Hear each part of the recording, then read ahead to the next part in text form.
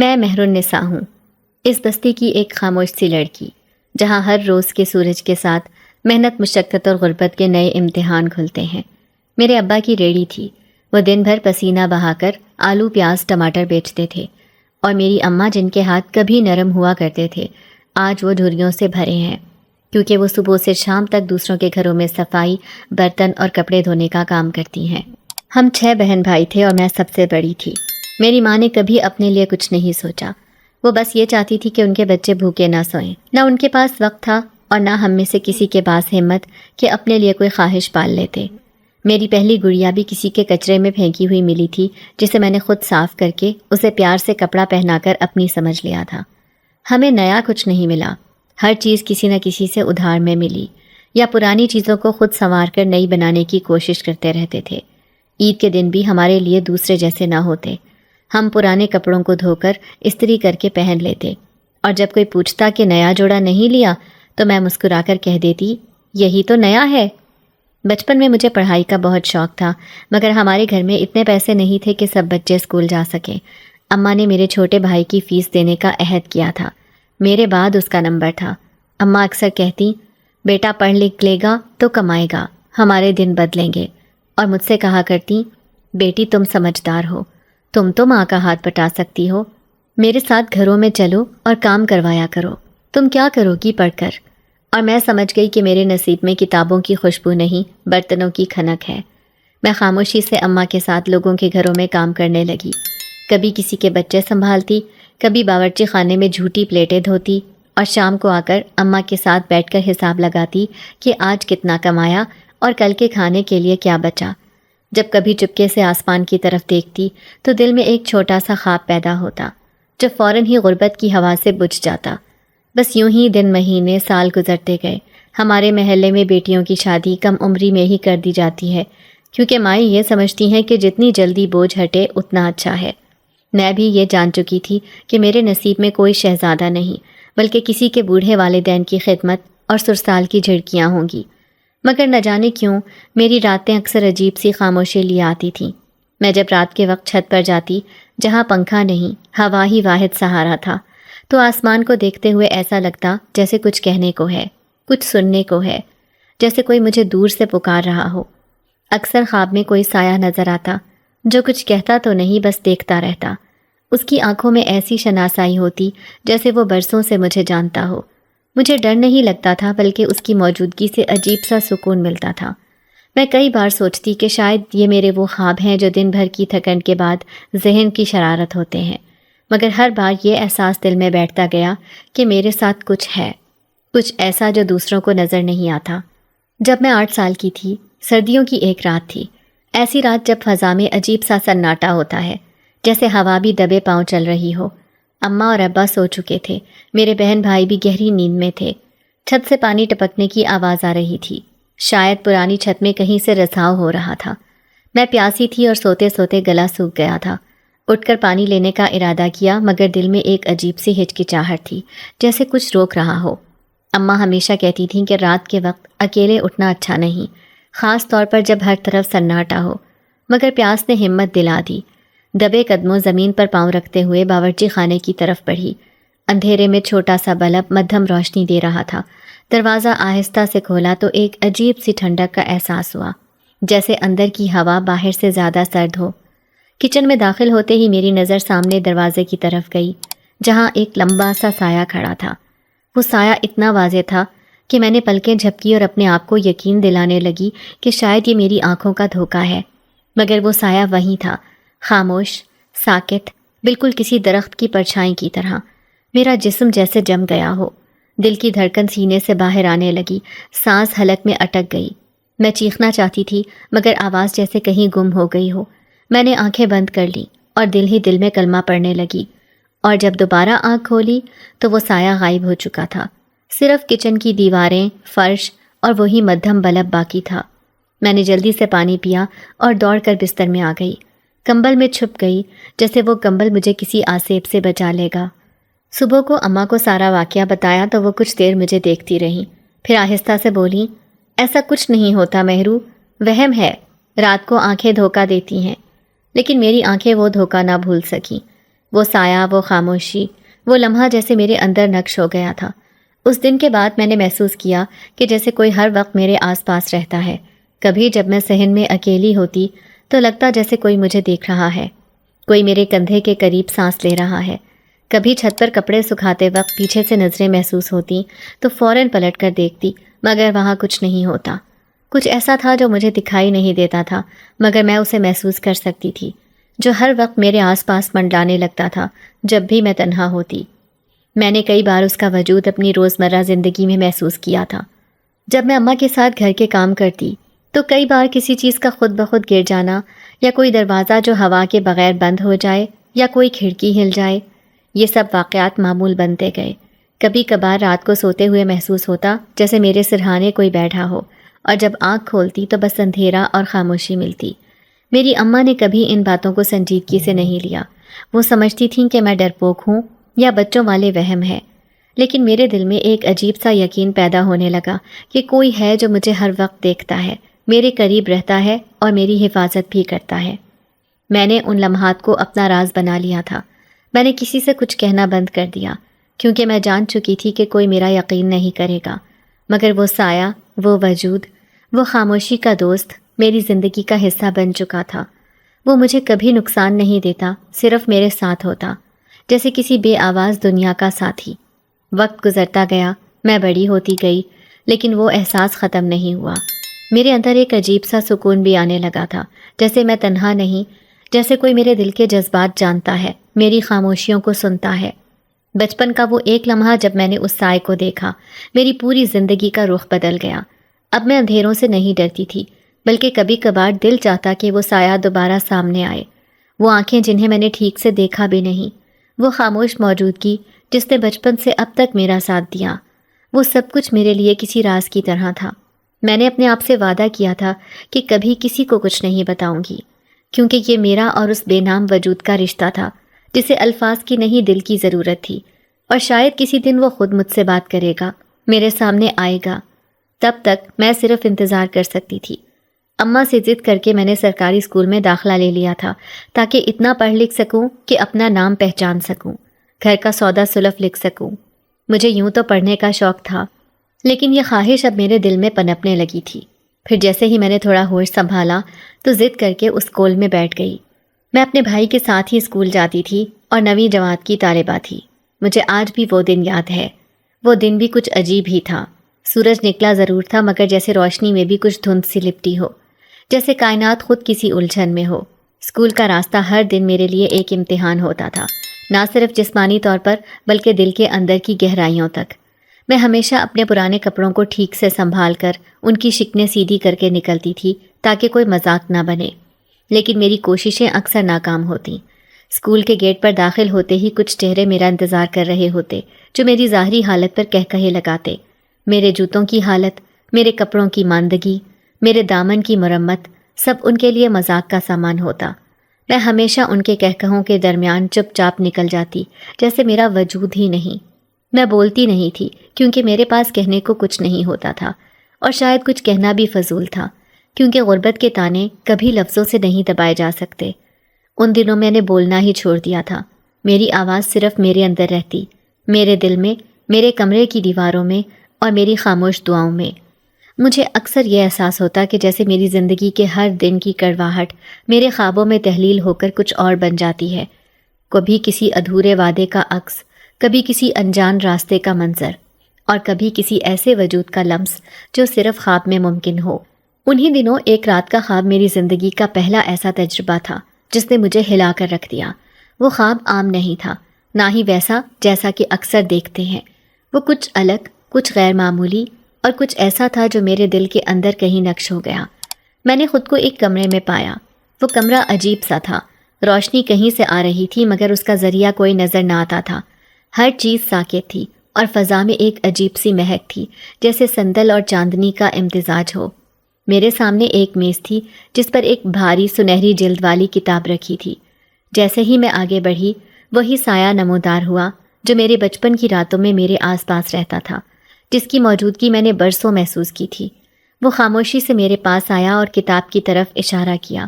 میں نے ڈرتے ڈرتے کتاب کھولی تو اس کے پہلے ہی صفحے پر میرا نام لکھا تھا، مہر النساء بنت اویس رضا۔ میری آنکھیں حیرت سے پھیل گئیں۔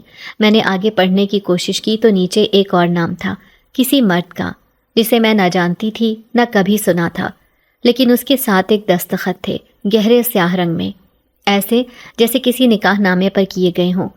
میں نے وہ دستخط غور سے دیکھے، دل کی دھڑکن تیز ہو گئی، جیسے کوئی گہرا راز میرے سامنے کھلنے لگا ہو۔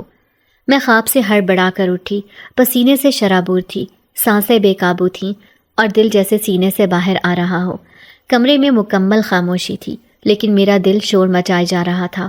وہ خواب، وہ کتاب، وہ دستخط، وہ سب کچھ بہت سچ لگ رہا تھا، جیسے میں نے کوئی حقیقت دیکھ لی ہو۔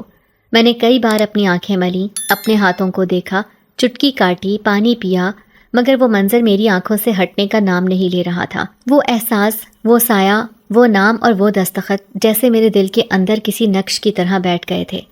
میں نے کئی دن وہ خواب کسی کو نہیں بتایا، میری زبان بند تھی، لیکن میرے دل میں سوالوں کی ایک قطار لگ چکی تھی۔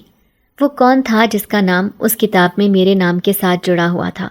وہ دستخط کس کے تھے؟ کیا یہ محض ایک خواب تھا؟ کیا کوئی اشارہ؟ کیا میری زندگی کسی اور نے پہلے ہی طے کر دی ہے؟ اور سب سے بڑا سوال، کیا وہ سایہ واقعی کوئی اور دنیا کا باسی ہے جو میری زندگی سے جڑا ہوا ہے؟ میرے دل میں ایک عجیب سی بے چینی نے جگہ بنائی۔ ہر بار جب میں آئینے میں دیکھتی، ایسا محسوس ہوتا کہ میرے پیچھے کوئی کھڑا ہے جو مجھے دیکھ رہا ہے، جو جانتا ہے کہ میں کیا سوچ رہی ہوں، جو میرے خوابوں میں آتا ہے اور اب حقیقت میں بھی میری دنیا کا حصہ بننے لگا ہے۔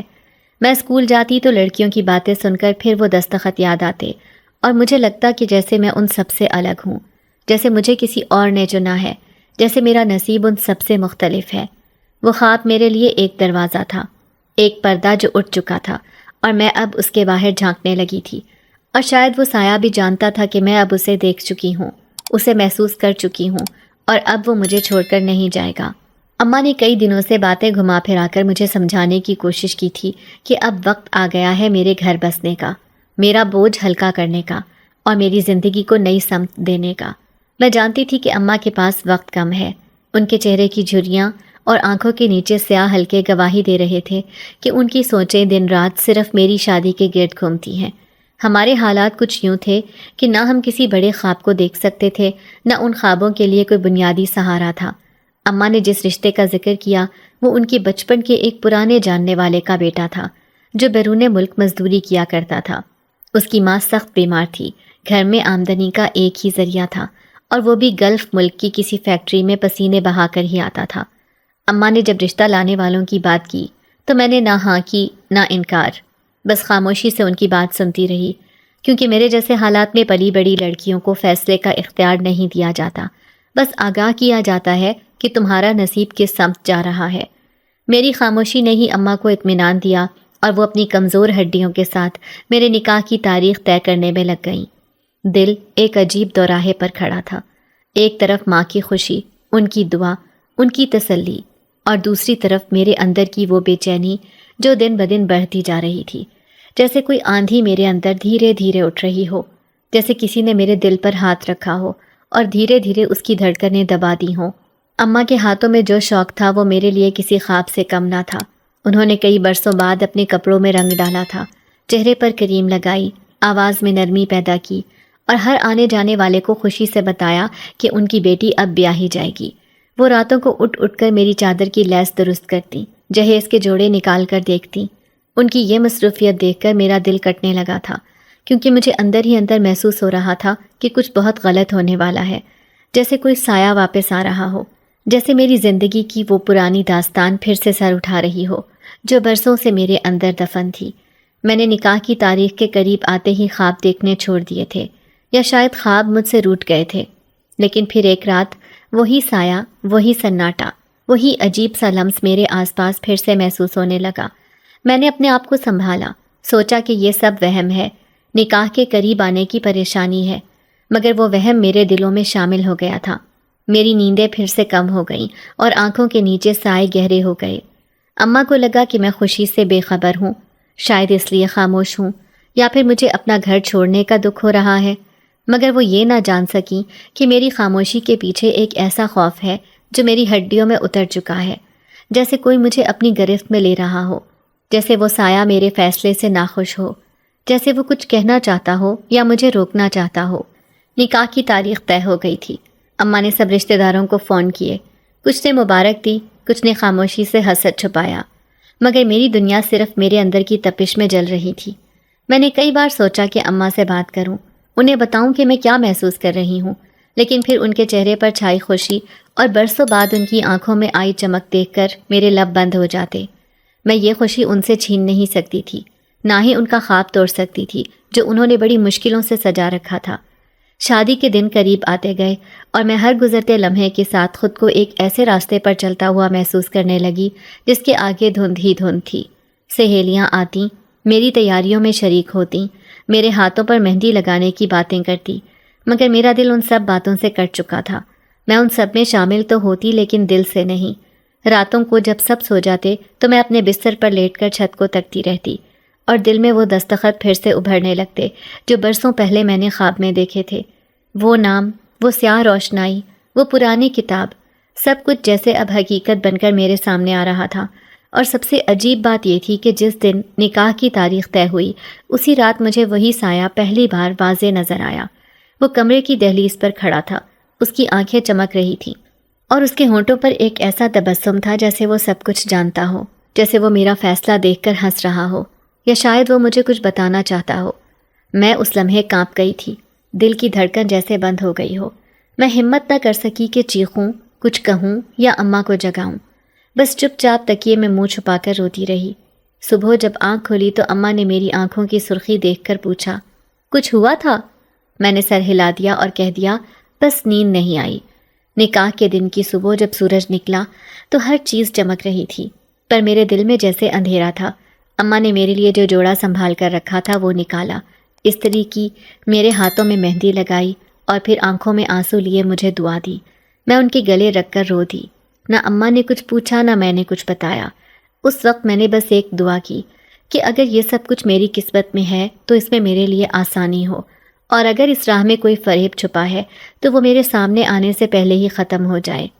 مگر دل کے اندر کہیں وہی سایہ ہنوز موجود تھا جو خاموشی سے میرے قریب آ رہا تھا، جیسے میرے ہر فیصلے اور ہر قدم پر نگاہ رکھے ہوئے ہو۔ اور اب وہ وقت قریب ہے جب وہ خاموشی ٹوٹے گی اور میرے سامنے کچھ ایسا عیاں ہوگا جو میری دنیا کو ہمیشہ کے لیے بدل دے گا۔ نکاح کا وقت جیسے جیسے قریب آتا گیا میرے دل کی دھڑکنیں بے ترتیب ہوتی چلی گئیں، جیسے کوئی اندر بیٹھا دھیرے دھیرے مجھے کسی اندیکھے انجام کے لیے تیار کر رہا ہو۔ اب میں اپنے عروسی لباس میں سج دھج کر بیٹھی تھی، شادی کے لیے بالکل تیار۔ اماں نے میرا ماتھا چوم کر کہا، آج تمہاری نئی زندگی کا آغاز ہے بیٹا، اللہ تمہیں خوش رکھے۔ میں نے اماں کی آنکھوں میں جھانکا جہاں دعاؤں کی نمی چھپی ہوئی تھی، پر میرے اندر ایک عجیب سی گہری خاموشی تاری تھی، جیسے کچھ چھننے والا ہو، جیسے آج کا دن کوئی نیا رخ لے آئے گا۔ کمرے میں ہر طرف ہلچل تھی، خواتین ادھر ادھر آ جا رہی تھیں، رنگ برنگے جوڑوں اور خوشبوؤں کی مہک سے پورا گھر مہک رہا تھا، پر میری سانس جیسے تھم گئی تھی۔ جب مہندی لگائی جا رہی تھی تو میرے ہاتھ تھر تھرا رہے تھے۔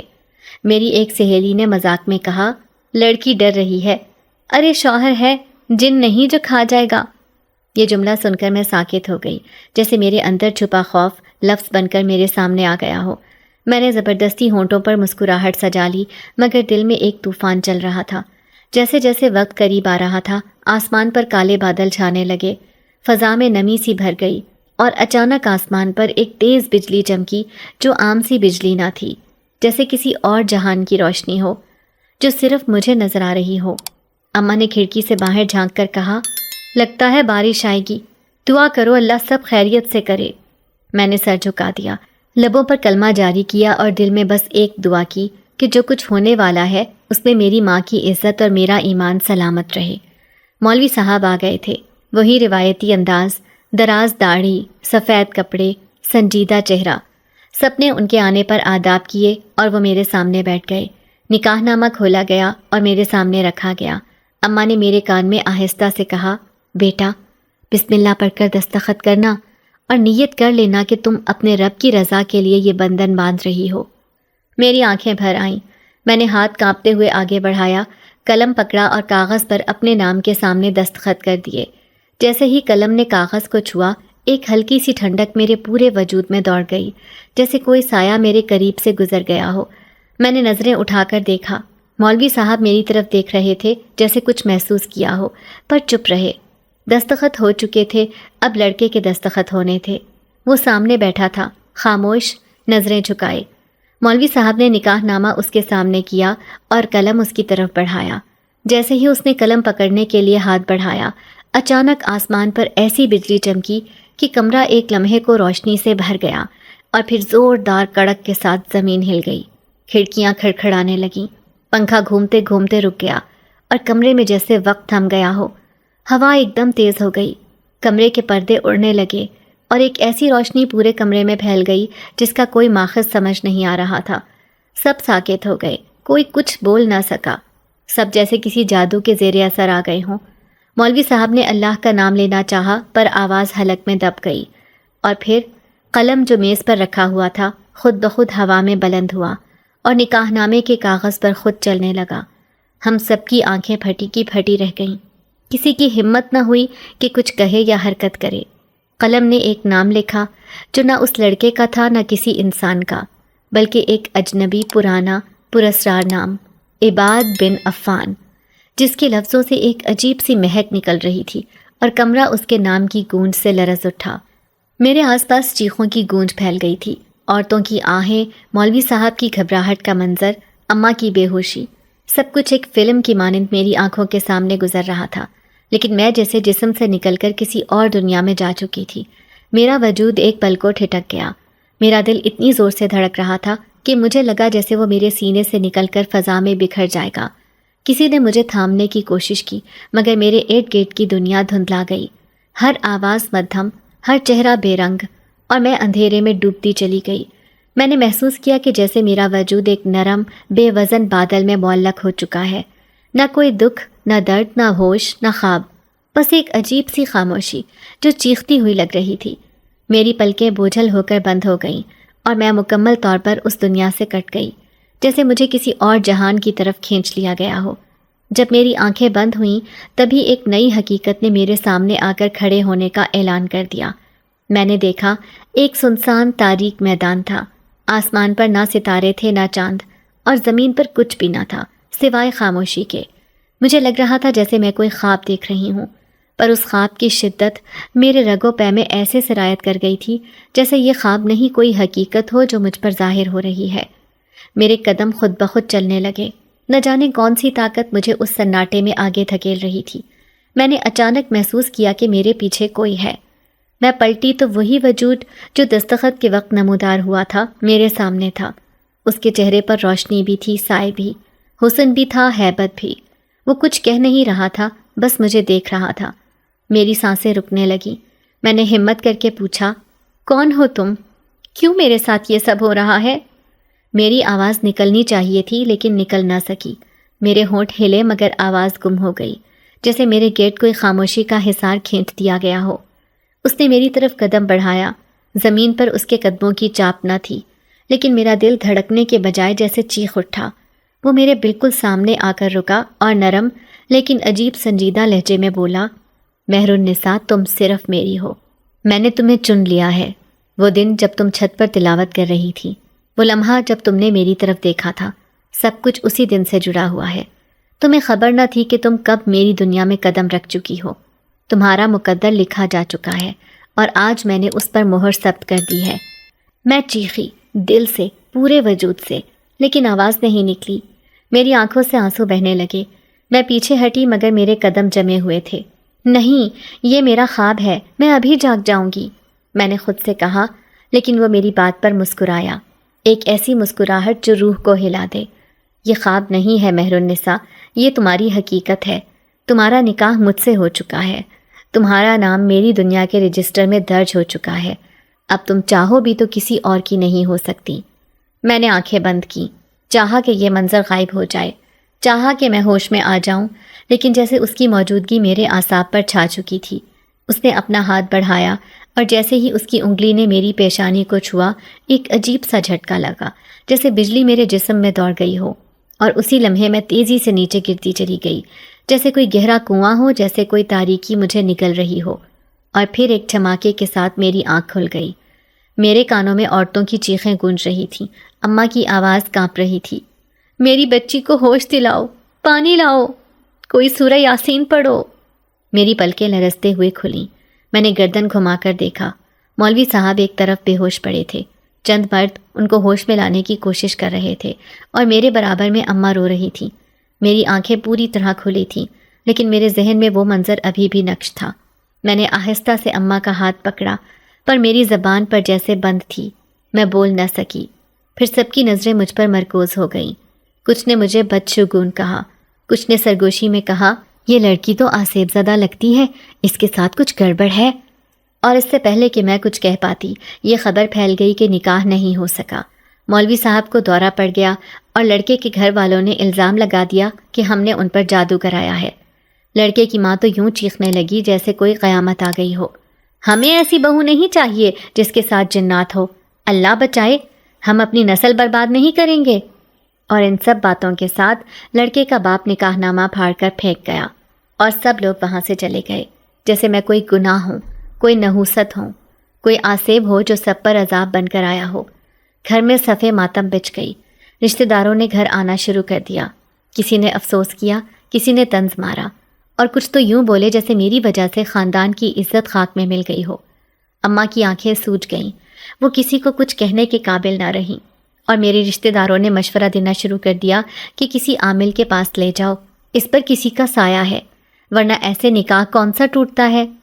اور میں خاموش اپنے بستر پر لیٹی چھت کو تکتی رہی، جیسے وہ جن زیادہ ابھی بھی مجھے گھور رہا ہو، جیسے ابھی بھی اس کی آواز میرے کانوں میں گونج رہی ہو، تم صرف میری ہو۔ میں نے آنکھیں بند کیں اور دل میں ایک بار پھر دعا کی، یا اللہ، یہ اگر آزمائش ہے تو مجھے صبر دے، اور اگر یہ میری تقدیر ہے تو مجھے ہمت دے کہ میں اسے جھیل سکوں۔ میری زندگی کی پہلی خوشی کی تقریب، میری خوشیوں کا پہلا قدم ایک ایسا موڑ بن چکا تھا جو مجھے انسانوں کی دنیا سے جنات کی دنیا کی طرف لے جا چکا تھا، اور اب واپسی کا کوئی بھی راستہ باقی نہیں بچا تھا۔ جب نکاح ٹوٹا اور مولوی صاحب بے ہوش ہو گئے تو یہ صرف ایک دن کی بات نہ تھی، بلکہ ایک ایسی مصیبت کا آغاز تھا جو ہمارے گھر پر سایہ بن کر چھا گئی۔ وہ دن جیسے ہماری عزت، ہمارے مان اور ہمارے سکون کی آخری سانسیں لے گیا ہو۔ لوگوں کی نظریں بدل گئیں، لہجے بدل گئے، رشتے بدل گئے۔ پہلے پہل تو رشتہ دار افسوس کے الفاظ لے کر آئے، لیکن ان کے جملوں میں چھپی طنزیہ مسکراہٹیں میرے دل کو کاٹتی چلی گئیں۔ ان کی آنکھوں میں ہمدردی کم اور تجسس زیادہ تھا، جیسے وہ بس یہ سننے آئے ہوں کہ ہاں واقعی لڑکی پر سایہ ہے، نکاح کے وقت جن نمودار ہو گیا تھا اور مولوی صاحب اسی لیے بے ہوش ہو گئے ہیں۔ کسی نے کہا، میں نے تو پہلے ہی کہا تھا کہ یہ لڑکی کچھ الگ ہے، ہمیشہ چپ چپ رہتی تھی، اس کی آنکھوں میں ایک عجیب سی گہرائی ہے۔ کسی اور نے کہا، اسے کسی عامل کے پاس لے جاؤ ورنہ یہ پورے خاندان کو برباد کر دے گی۔ میری ماں جو اب تک میری ڈھال بنی رہی تھی، ان کی ہمت جیسے ٹوٹنے لگی، ان کی آنکھوں کی روشنی بجھنے لگی۔ وہ بس ایک کونے میں بیٹھی تکیے سے لگی رہتی تھی، ان کے لبوں پر صدمے کی چپ اور آنکھوں میں شکستہ خوابوں کا ہجوم تھا۔ وہ کبھی کبھی مجھ سے کہتی، مہرو سچ بتا، کیا تو نے کوئی گناہ کیا ہے؟ کیا تو کسی کے چکر میں تو نہیں پڑ گئی؟ میں ان کی آنکھوں میں دیکھتی اور سوچتی، کیا ماں کو بھی یقین نہیں کہ ان کی بیٹی بے قصور ہے؟ لیکن میں انہیں کیا کہتی؟ یہ کہ ایک جنزادہ میرے نکاح پر قابض ہو گیا، یہ کہ میں خوابوں میں اس کی موجودگی محسوس کرتی ہوں، یا یہ کہ وہ میرے دل و دماغ پر چھا چکا ہے؟ نہیں، میں یہ نہیں کہہ سکتی تھی۔ ماں کو اور دکھ دینا میرے بس میں نہ تھا۔ میری چھوٹی بہن جو کبھی میرے بغیر رات کو سوتی نہ تھی، اب مجھ سے دور دور رہنے لگی تھی۔ بھائی راستے میں آتے تو رخ موڑ لیتے جیسے میں کوئی وبا ہوں۔ میرے وجود سے لوگ کترانے لگے، میری خاموشی کو مجرم ٹھہرایا گیا۔ میں دن بھر کمرے کے ایک کونے میں بیٹھی رہتی، تکیے سے لپٹی، آنکھیں بند کر کے سانسیں گنتی۔ میری سانسیں بھی گنہگار ہو گئی تھیں، شاید کیونکہ ہر سانس کے ساتھ ایک تانا سننے کو ملتا، ہر سانس کے ساتھ کسی کی بد دعا میرے دل پر تیر کی طرح لگتی۔ بازار میں جانے کا حوصلہ نہ تھا، محلے کی عورتیں پیچھے باتیں کرتی تھیں، ارے یہ وہی لڑکی ہے جس کے نکاح پر جن آیا تھا، وہ جس کی وجہ سے مولوی بے ہوش ہو گیا تھا۔ کچھ نے تو مجھے پچھل پیری کی اولاد کہنا شروع کر دیا، کوئی چڑیل کہتا تو کوئی آسیب زدہ کہہ کر ہنستا۔ میں سنتی تھی، سب کچھ سنتی تھی، اور اندر ہی اندر ٹوٹتی جاتی تھی۔ کبھی کبھی رات کو اپنے آپ سے سوال کرتی، کیا میرا قصور یہ تھا کہ میں خاموش تھی؟ کیا میرا گناہ یہ تھا کہ میں نے کسی کی آنکھوں میں نہیں جھانکا، تربیت جو سامنے رکھ کر ان کو جواب نہیں دیا، یا پھر یہ کہ میں چھت پر بیٹھ کر رب کا کلام پڑھتی تھی؟ میری عبادت بھی اب گناہ بن گئی تھی لوگوں کے لیے، کیونکہ اس جن زادے نے مجھے اسی وقت دیکھا تھا۔ سب کچھ الٹا ہو چکا تھا، روشنی اندھیرا بن گئی تھی اور دعائیں الزام۔ ایک رات جب سب سو چکے تھے، میں اپنے کمرے میں خاموش بیٹھی تھی۔ روشنی بند تھی، صرف کھڑکی سے آتی چاندنی میرے وجود پر پڑ رہی تھی۔ میں نے اپنی چادر سر پر لے رکھی تھی اور دل ہی دل میں تسبیح پڑھ رہی تھی کہ اچانک کمرے کی فضا بدل گئی۔ ٹھنڈی ہوا کا جھونکا کمرے میں داخل ہوا، مگر کھڑکیاں بند تھیں، دروازہ بھی مقفل تھا۔ میری آنکھیں بند تھیں، مگر مجھے محسوس ہوا کہ میں اکیلی نہیں ہوں، جیسے کمرے کی دیواروں سے کوئی وجود نکل کر میرے سامنے آ گیا ہو۔ میں نے آنکھیں کھولیں تو وہی چہرہ، وہی آنکھیں جنہیں میں خواب میں دیکھتی تھی، وہ میرے سامنے کھڑا تھا۔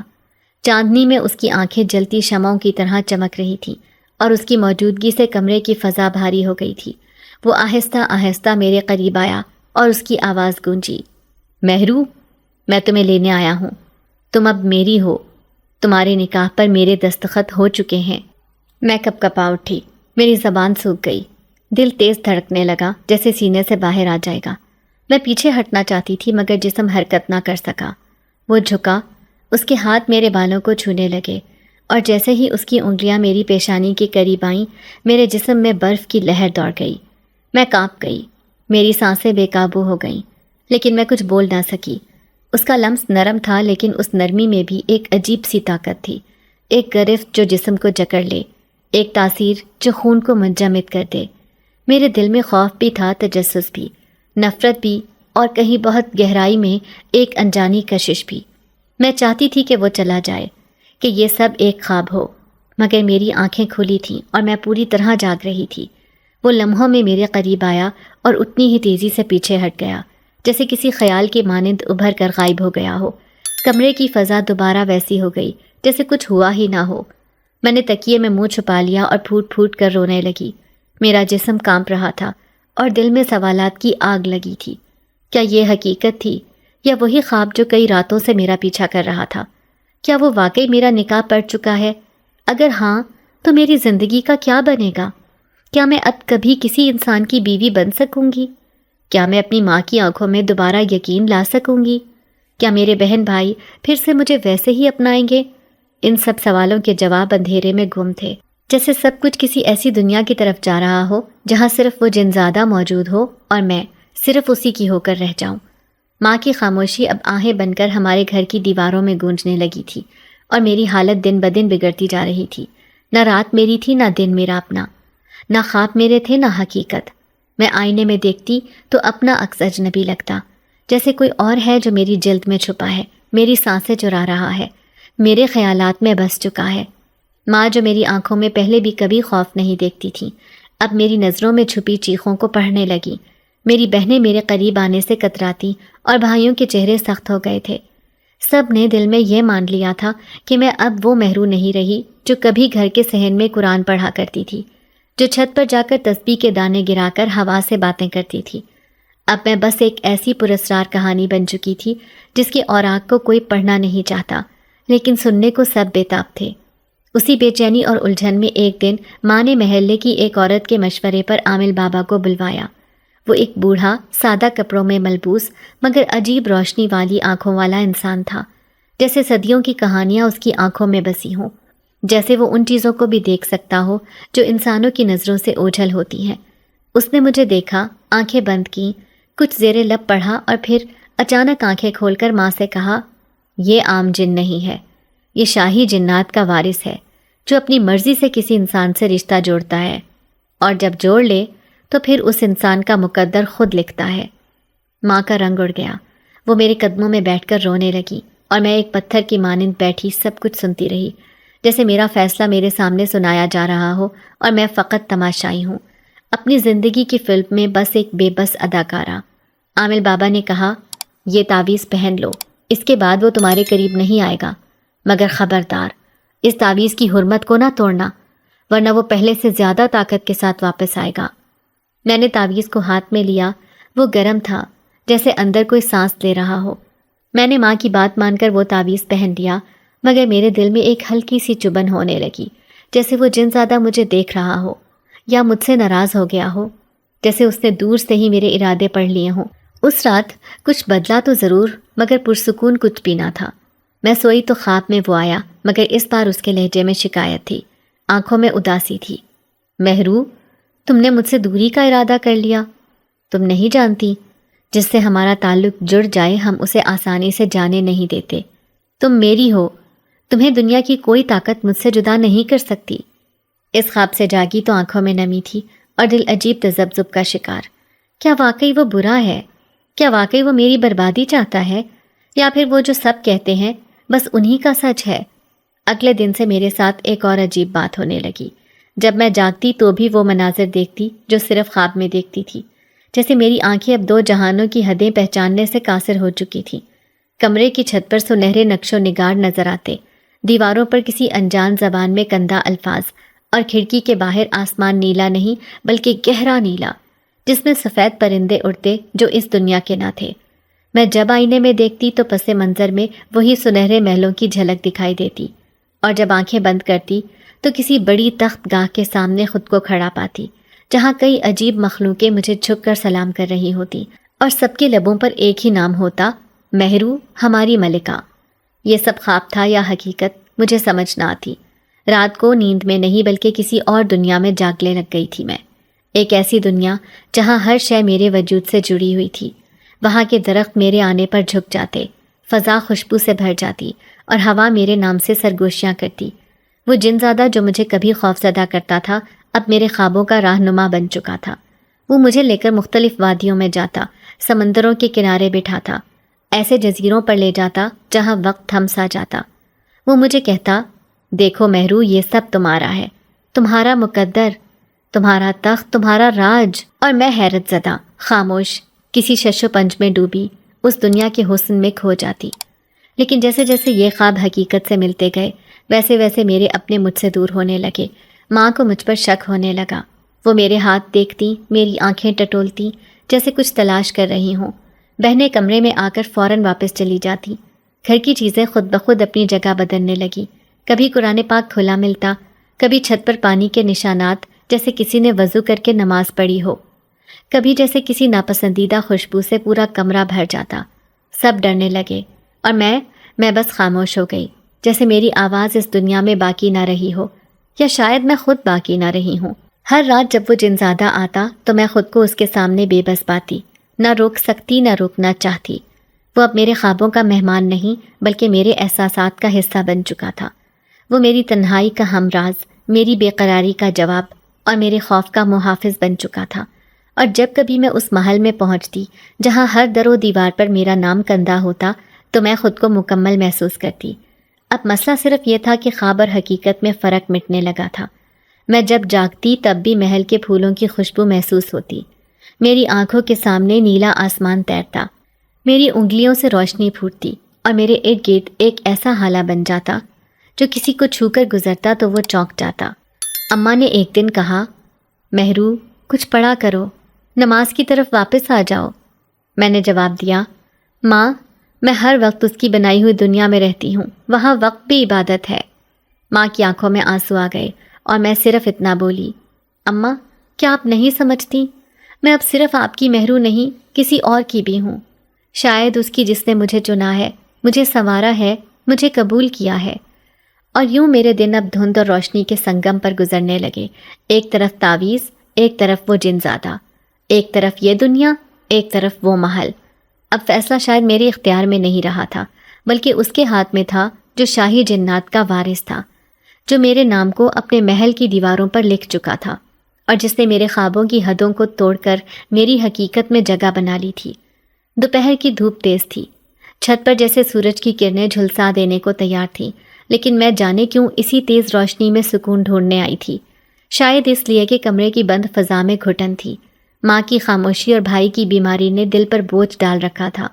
میں چھت کے ایک کونے میں بیٹھ گئی، کپڑوں کا دوپٹہ سر پر ڈالے، آنکھیں نیم وا، اور دل میں ایک عجیب سی بے چینی۔ اچانک ایک سایہ میرے سامنے آیا۔ میں نے چونک کر آنکھیں پوری کھولیں تو وہ وہاں کھڑا تھا، جیسے دھوپ میں سایہ بن کر اترا ہو، مگر یہ سایہ سادہ نہیں تھا، اس کا چہرہ مکمل دکھائی دیتا تھا، آنکھوں میں نہ غرور تھا نہ جبر، صرف ایک ایسی خاموشی جو دل میں اتر جائے۔ وہ دھیرے سے بولا، میں تمہیں لے جاتا مگر تمہیں کھونا نہیں چاہتا، تمہیں سمجھنا چاہتا ہوں۔ اس کے الفاظ دھوپ کے اس پار کسی ٹھنڈی ہوا کی مانند میرے دل تک پہنچے۔ میں نہ بولی نہ ہلی، بس جیسے وقت وہیں تھم گیا۔ اس لمحے میں نے پہلی بار محسوس کیا کہ شاید ہر سایہ خوفناک نہیں ہوتا، کچھ سائے تحفظ بن کر بھی اترتے ہیں۔ وہ پل پل مجھے دیکھتا رہا، اور جب میں نے نظریں جھکا لیں تو وہ خاموشی سے چلا گیا، جیسے آیا تھا ویسے ہی۔ نیچے آئی تو ماں کی آواز سنائی دی، تم چھت پر تھیں، دعا مانگی تھی نا؟ شاید اسی لیے بھائی کی طبیعت کچھ بہتر لگی۔ میں نے گردن ہلا دی، مگر دل کے کسی کونے میں جنزادے کی موجودگی ابھی بھی محسوس ہو رہی تھی۔ کچھ دنوں بعد میرا چھوٹا بھائی جو پہلے ہی کمزور تھا، اچانک تیز بخار میں تپنے لگا۔ ہسپتال لے جانے کی کوشش کی مگر جگہ نہ ملی۔ دوا کا نام پوچھا تو کیمسٹ نے جو قیمت بتائی وہ ہمارے بس سے باہر تھی۔ ماں کی آنکھوں میں نمی تھی اور میں صحن کے کونے میں بیٹھی دعا کر رہی تھی، وہی روایتی دعائیں جن میں اس سے زیادہ آنسو ہوتے ہیں۔ اس رات جب سب سو گئے، میں چپکے سے کمرے کے ایک کونے میں بیٹھی رو رہی تھی کہ اچانک دروازے کی ہلکی سی آہٹ ہوئی۔ میں نے نظر اٹھا کر دیکھا تو وہ وہاں کھڑا تھا، جیسے اندھیرے میں روشنی کا ایک ٹکڑا۔ کچھ کہے بغیر اس نے میرے ہاتھ میں دوا رکھی اور پلٹ گیا۔ میں ہکا بکا رہ گئی۔ صبح اٹھ کر ماں کو دوا دی لیکن کچھ نہ بتایا۔ بھائی کو دوا دی گئی اور شام تک وہ بہتر ہو گیا۔ ماں نے حیرانی سے کہا، کسی فرشتے نے ہماری سنی ہے؟ میں نے بھی کہا، ہاں کوئی فرشتہ ہی تھا۔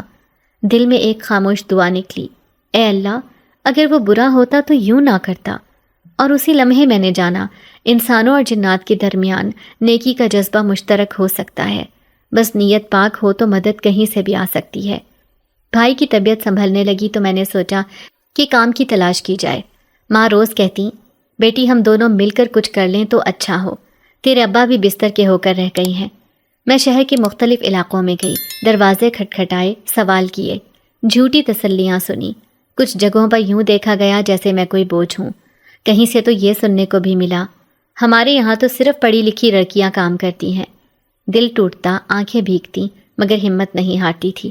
ایک دن واپسی پر تھکن سے چور ایک گلی سے گزر رہی تھی کہ ایک بوڑھی عورت نے آواز دی، بیٹی میرے گھر صفائی کر دو، پیسے دوں گی۔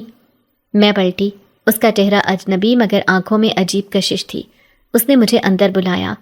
گھر میں ایک عجیب سی خاموشی تھی، جیسے وہاں وقت بھی آہستہ چلتا ہو۔ میں نے صفائی شروع کی، وہ خاموشی سے بیٹھ کر مجھے دیکھتی رہی۔ جب کام مکمل ہوا اس نے پیسے دیے اور میرے سر پر ہاتھ پھیرا، کہا، اللہ تمہیں راستہ دکھائے۔ عجیب بات یہ تھی کہ اس کے لمس سے میرے دل میں سکون اترنے لگا، جیسے کسی نے تمام تھکن کھینچ لی ہو۔ میں واپس آئی، ماں کو پیسے دیے اور پہلی بار اس سفر میں ایک مسکراہٹ آئی۔ کچھ دن بعد جب میں نے اس کے گھر دوبارہ جانا چاہا، وہ گلی، وہ دروازہ سب غائب تھا، بس ایک سناٹا اور پرانی دیواریں۔ اسی رات وہ جن زادہ پھر آیا اور بولا، وہ میری خدمت گزار تھی، تمہیں اسی لیے راستہ دیا۔ میں حیران رہ گئی۔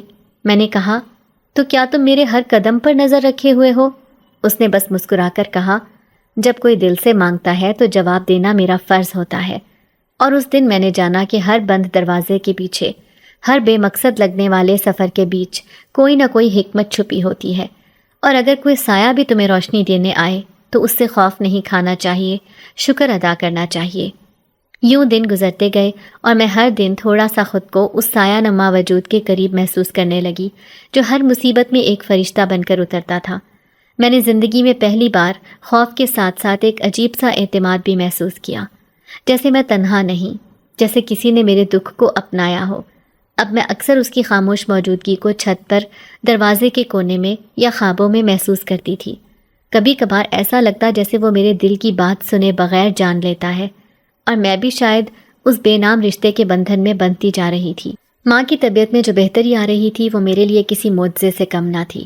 وہی ماں جو بستر سے اٹھنے کی سکت کھو چکی تھی، اب آہستہ آہستہ چلنے لگی تھی۔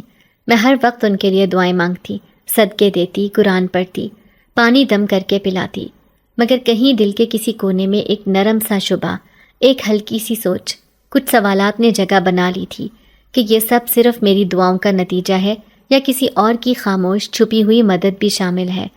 میرے سوال کا جواب مجھے اس وقت ملا جب ایک رات وہ خاموشی سے آیا اور میرے پاس بیٹھ کر بولا، میں تمہارے نصیب سے کچھ نہیں چھینتا، بس اسے آسان بنانے کی کوشش کرتا ہوں۔ اس کی بات نے میرے دل میں عجیب سا سکون بھر دیا، جیسے کسی نے میری تھکی ہوئی روح پر ہاتھ رکھ کر تھپک دیا ہو۔ اس کے بعد مجھے اندازہ ہوا کہ میرے ہر دکھ اور ہر الجھن اور ہر الجھی دعا کے پیچھے اس کی ایک نادیدہ سی کوشش بھی شامل تھی۔ پھر ایک رات وہ آیا اور بولا، چلو میں تمہیں کچھ دکھاتا ہوں۔ میں اس وقت نہ ڈری نہ سوال کیا۔ وہ جب میرے ہاتھ کو ہلکے سے چھوتا تو ایک گرم سی روشنی میرے جسم کے اندر اتر جاتی، جیسے برف میں لپٹے جسم پر کسی نے سورج رکھ دیا ہو۔ ہم جیسے ایک روشنی میں لپٹے اور آنکھیں کھولیں تو ایک سنہری وادی میں کھڑے تھے، جہاں پتھروں سے بنے محل، نیلے آسمان، سونے کے درخت اور آسمان پر رقص کرتی روشنیاں تھیں۔ ایک ایسی دنیا جو نہ زمین کی تھی نہ خوابوں کی، جیسے کسی ایسی کہانی کا باب کھل گیا ہو جو صرف میری روح کے لیے لکھی گئی ہو۔ وہ خاموشی سے میری آنکھوں میں دیکھتا رہا اور بولا، یہ میری دنیا ہے، مگر اگر تم چاہو تو میں اسے تمہارے قدموں میں رکھ سکتا ہوں۔ اس لمحے مجھے لگا کہ میں کسی فلمی کہانی کا کردار نہیں، بلکہ ایک ایسی حقیقت کا حصہ ہوں جو الفاظ سے پرے، جذبات سے قریب ہے۔ میری ماں جو کبھی میری وجہ سے گالیاں سنتی تھی، اب میری ہنسی سے خوش رہنے لگی تھی۔ ایک دن انہوں نے کہا، چلو بازار چلیں، تمہیں کچھ دلوا دوں؟ بازار میں ہر قدم پر ہم پر نظریں اٹھتیں، کسی نے ہنسی دبائی، کسی نے انگلی سے اشارہ کیا، مگر اس بار اچانک سب جیسے ساکت ہو گئے۔ ایک لمحے کو ہر آواز رک گئی، لوگ ہمیں گھورنے کے بجائے نظریں جھکانے لگے، جیسے کسی نے وقت کو روک کر ہمیں عزت دے دی ہو۔ اس رات وہ آیا اور بولا، تمہیں مسکرانا سکھانا چاہتا ہوں، ڈرنا نہیں۔ اور اس کے لفظوں میں ایک ایسا یقین تھا کہ میرا دل پہلی بار اس کے لیے بے ساختہ دھڑکا۔ وہ میری زندگی میں آہستہ آہستہ نہیں بلکہ کسی ہوا کی مانند شامل ہو چکا تھا۔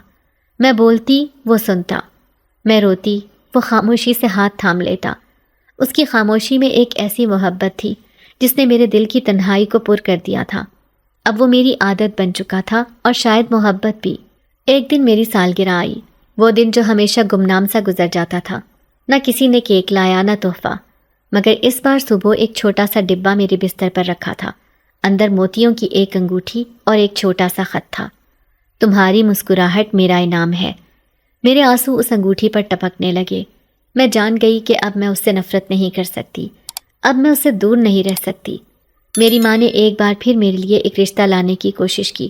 لڑکا تعلیم یافتہ، کماؤ اور خوش اخلاق تھا، مگر میرے دل میں سوال تھا، کیا میں ایک انسان سے رشتہ جوڑ سکتی ہوں جب میرے دل کی دھڑکنیں کسی اور دنیا سے جڑی ہیں؟ اس رات وہ آیا، کچھ نہ بولا، بس پردے کے پیچھے کھڑا مجھے دیکھتا رہا اور پھر چلا گیا۔ میری آنکھوں سے خاموش آنسو بہہ گئے۔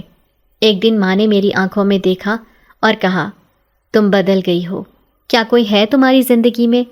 میں چپ رہی۔ وہ بولی، اگر ہے تو وہ تمہیں سکون دیتا ہے؟ میں نے تمہیں کبھی اتنا پرسکون نہیں دیکھا۔ ان کی بات نے میری چپ کو اور گہرا کر دیا۔ اس رات میں چھت پر گئی اور آسمان کی طرف دیکھ کر کہا، اگر تم واقعی میری تقدیر ہو تو مجھے مکمل قبول کرنا ہوگا۔ مجھے تمہاری دنیا کو بھی اپنانا ہوگا اور اپنی دنیا کو بھی تم سے جوڑنا ہوگا۔ آسمان پر اسی لمحے ایک ٹوٹتا ہوا تارا نظر آیا، جیسے میری دعا کی مہر بن گیا ہو۔ وہ نمودار ہوا اور مجھ سے باضابطہ گفتگو کی، مہر النساء، میں تمہیں اپنانا چاہتا ہوں اگر تم رضامند ہو تو۔ میرے آنسو میرے رخساروں پر گرنے لگے۔